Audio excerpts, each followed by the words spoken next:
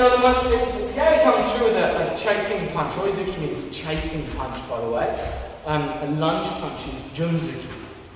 So the idea of lunging is jun. Oizuki is from the back leg, and it's a chasing punch. So a leading or chasing punch. So sometimes the terminology we use isn't quite right. From here, okay, the most easiest technique with an Oizuki Jodan is just simply the block. Okay? It's one we all learn as basic techniques, you know, the idea of moving up and down and destroying our knees. This is the easiest one. Okay, the problem with this is I haven't got great position. Okay? So what I'm going to do from here is I'm just going to change hands.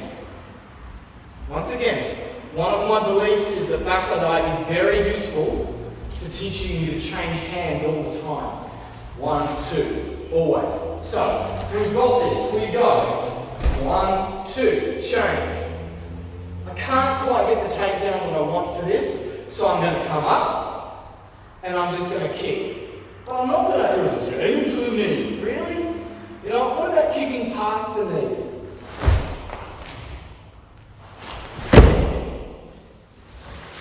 So this technique, we're here, change, kick, turn, becomes quite simply lock, change, kick, turn.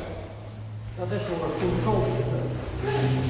Absolutely. So it's in the kata. Now, in the kata we teach us a concept, same as you know, psychic. And then turn and block, neck rush, which doesn't matter. Same, you know, doing cat stance. Here, we go, change, sweep, take down, as your technique. But this just becomes about a body shift more than, you know, he's stepping in to hit me, and then I'm going to try. Oh, I can't quite get it. Doesn't work. So, I'm just trying to get a kumite relationship here. There's a lot of takedowns in the kata. But takedown is a finishing technique. Yeah?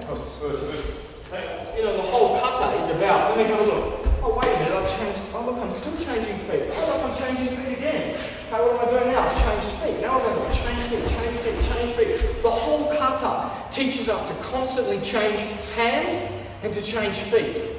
It teaches us about movement, aliveness, you know, an athletic nature on the floor. It seems to disappear as we get older. However, you know, these things are important and they come through the kata. They're not part of the standard teaching, but they're there. When they're used and utilised well, they create some fabulous drills that will improve your kumite, improve your sparring, improve your strategy, the way you're thinking about your opponent.